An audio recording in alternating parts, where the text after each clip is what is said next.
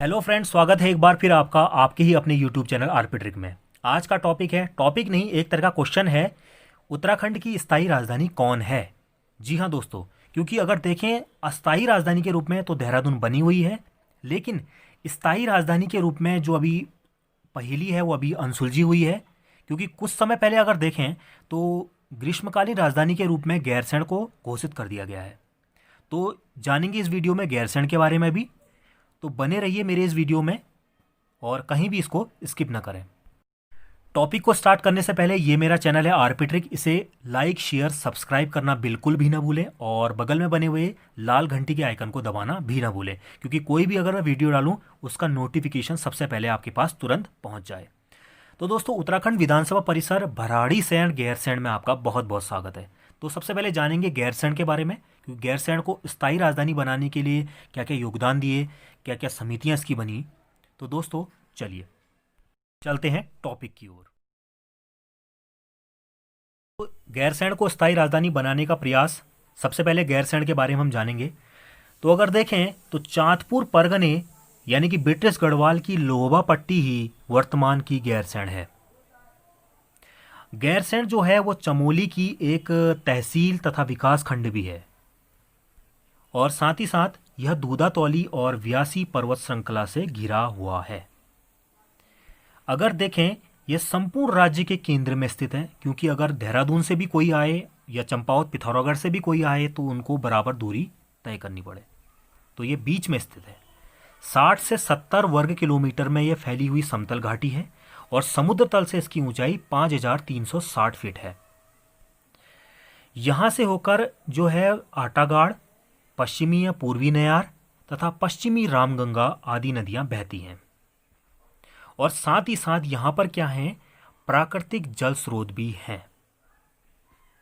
और अगर important question के तौर पे देखूं तो इसमें बिनसर महादेव जैसा धार्मिक स्थल भी है, बिनसर महादेव, और बेनीताल जैसा प्राकृतिक सौंदर्य स्थल भी यहाँ पर है। बेनीताल, क्योंकि चमोली को अगर देखें तो तालों का क्षेत्र कहा जाता है, क्योंकि 17-18 लगभग ताले यहाँ हैं सबसे ज़्यादा उत्तराखंड में। तो बेनीताल उत्तराखंड के चमोली में स्थित है। चमोली में और चीज़ें भी हैं जैसे फूलों की घाटी, ठीक है, और बिनसर महादेव जैसा धार्मिक स्थल जैसे बताया गया ये भी यहाँ मौजूद है। और हमारी जो ग्रीष्मकालीन राजधानी है वो भी यहाँ चमोली गैरसैंण में। तो जैसा कि आप फिगर में देख रहे हैं कितना शानदार इंफ्रास्ट्रक्चर बन के तैयार हुआ है। जब यहाँ बर्फ़ पड़ती है तो यहाँ का दृश्य और भी ज़्यादा मनोहर तथा सुंदरता बिखेरता हुआ प्रतीत होता है। तो गैरसैंण के बारे में आप जानेंगे कि सबसे पहले घोषणा क्या हुई थी, किसने शिलान्यास किया था। तो आइए दोस्तों चलते हैं। तो पहली बार घोषणा 25 जुलाई 1992 को उत्तराखंड क्रांति दल के 14वें महाधिवेशन में बडौनी तथा काशी सिंह ऐरी ने गैरसैंण का जो नाम था वो वीर चंद्र सिंह गढ़वाली के नाम पर चंद्रनगर रखकर राज्य की राजधानी घोषित कर शिलान्यास किया। ठीक है दोस्तों, तो काफ़ी इंपॉर्टेंट क्वेश्चन है कि चंद्रनगर को पहले चंद्रनगर नाम रखा गया था और राजधानी को घोषित कर दिया था राज्य की, और साथ ही साथ शिलान्यास भी किया था। किसने? काशी सिंह ऐरी और बडौनी ने 14वें अपने महाधिवेशन में 25 जुलाई 1992 को उत्तराखंड क्रांति दल से ये संबंध रखते हैं। उसके बाद अगर हम देखें तो 1993 में उत्तर प्रदेश सरकार द्वारा राजधानी पर विचार के लिए एक समिति बनाएगी, समिति गठित करेगी जिसका नाम था कौशिक समिति। उसके बाद मई 1994 में अपनी रिपोर्ट में राजधानी के लिए गैरसैंण की सिफारिश की गई थी। 68% लोग उस समय गैरसैंण को राजधानी बनाने के लिए इन लोगों ने समर्थन दिया था, और बाद में 1998 तक आते आते 80% लोगों ने इसका समर्थन देना शुरू कर दिया। लगभग 80% लोगों ने समर्थन दिया। फिर उसके बाद अगर हम 2000 में देखें तो इस मुद्दे पर उत्तराखंड संयुक्त संघर्ष समिति द्वारा देहरादून में खबरदार रैली का आयोजन किया गया, खबरदार रैली का 2000 में।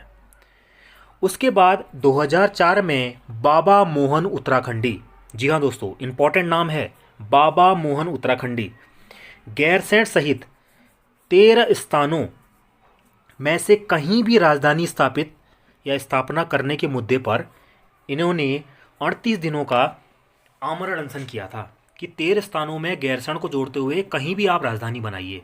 तो इसके लिए 38 दिन तक ये आमरण अनशन में बैठे थे। उसके बाद 8 अगस्त 2004 को बेनीताल में ये शहीद हो गए थे। ठीक है दोस्तों, 38 दिन के आमरण अनशन के बाद 8 अगस्त 2004 को बेनीताल, जो अभी मैंने बताया था, बेनीताल सबसे ज़्यादा तालों का जो ज़िला है, चमोली है, बेनीताल में इन्होंने ये शहीद हो गए थे। तो देहरादून से अगर गैरसैंण की अगर दूरी देखते हैं तो 260 किलोमीटर है और राजधानी दिल्ली से इसकी दूरी 450 किलोमीटर है। इंपॉर्टेंट है, आप नोट कर लीजिए इसको। उसके बाद अगर देखें 11 जनवरी 2001 को अंतरिम भाजपा सरकार ने एक स्थायी राजधानी चयन आयोग का गठन किया था, लेकिन कुछ समय बाद ये भंग हो गया और भंग होने के बाद 28 नवंबर 2002 को जब कांग्रेस सत्ता में थी तो कांग्रेस सरकार ने इसे पुनर्जीवित कर दिया। और पुनर्जीवित करने के बाद 1 फरवरी 2003 को एक आयोग बनाया गया और उसके अध्यक्ष बने जस्टिस वीरेंद्र दीक्षित। बहुत इंपॉर्टेंट है, जस्टिस वीरेंद्र दीक्षित आयोग के अध्यक्ष बने और जिन्होंने 17 अगस्त 2008 को एक रिपोर्ट सौंपी मुख्यमंत्री विजय बहुगुणा को। और रिपोर्ट सौंपने के बाद इन्होंने कई समस्याएं गिनाकर गैरसैंण को स्थायी राजधानी बनाने के लिए खारिज कर दिया। और खारिज करने के बाद उन्होंने ये सिफारिश भी की कि देहरादून को ही स्थायी राजधानी बनाया जाए। दीक्षित आयोग की रिपोर्ट आने के बाद राज्य में कई धरने और प्रदर्शन भी जारी रहे। उसके बाद अगर देखें राजधानी विवाद पर लगाम लगाने के लिए 3 नवंबर 2012 को मुख्यमंत्री विजय बहुगुणा ने एक गैरसैंण में मंत्रिपरिषद की बैठक आयोजित की और विधानसभा बनाने का, यानी कि विधानसभा भवन बनाने का निर्णय लिया। 14 जनवरी 2013 को मुख्यमंत्री विजय बहुगुणा ने भराड़ीसैंण में एक द्वितीय विधानसभा औपचारिक शिलान्यास किया। द्वितीय विधानसभा वहाँ ने जारी की और एक औपचारिक शिलान्यास यहाँ जारी किया। तब जाके 9 नवंबर 2013 को भराड़ीसैंण में भूमि पूजन कर भवन निर्माण शुरू कर दिया और ये भवन निर्माण 2 वर्ष के अंदर होना तय था। दोस्तों, गैरसैंण ग्रीष्मकालीन राजधानी घोषित, ये बीजेपी सरकार का एक तरीके से मास्टर स्ट्रोक माना जा रहा है। तो सबसे पहले अगर देखें तो उत्तराखंड बजट सत्र के दौरान उत्तराखंड के जो सीएम है त्रिवेंद्र सिंह रावत ने 4 मार्च 2020 को एक बड़ी घोषणा की। इस घोषणा में जो सबसे लंबे समय तक चला आ रहा था विवाद था या कयास जो लगाए जा रहे थे कि गैरसैंण को राजधानी बनाया जाए, तो उस राजधानी बनाने के लिए इन्होंने उत्तराखंड को सीधे ग्रीष्मकालीन राजधानी घोषित कर दिया। और साथ ही साथ ग्रीष्मकालीन राजधानी घोषित करने के साथ उत्तराखंड 2 राजधानियों वाला 5वां राज्य बन गया।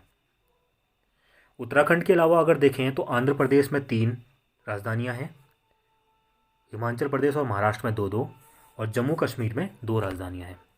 लेकिन जम्मू कश्मीर अब केंद्र शासित प्रदेश बन गया है। तो दोस्तों, ये था मेरा गैरसैंण पर टॉपिक। और स्थायी राजधानी कब तक बनेगी ये तो कहना अभी तय नहीं है। 20 साल हो गए हैं इस राज्य को बने हुए, लेकिन इस राज्य की जो स्थायी राजधानी है अभी कंफर्म नहीं हुई है। ये तो आने वाला समय बताएगा कि स्थायी राजधानी कौन बनेगी।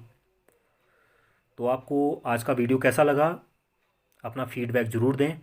इसे लाइक, शेयर, सब्सक्राइब करना बिल्कुल भी ना भूलें और बगल में बने हुए लाल घंटी के आइकन को दबाना भी ना भूलें।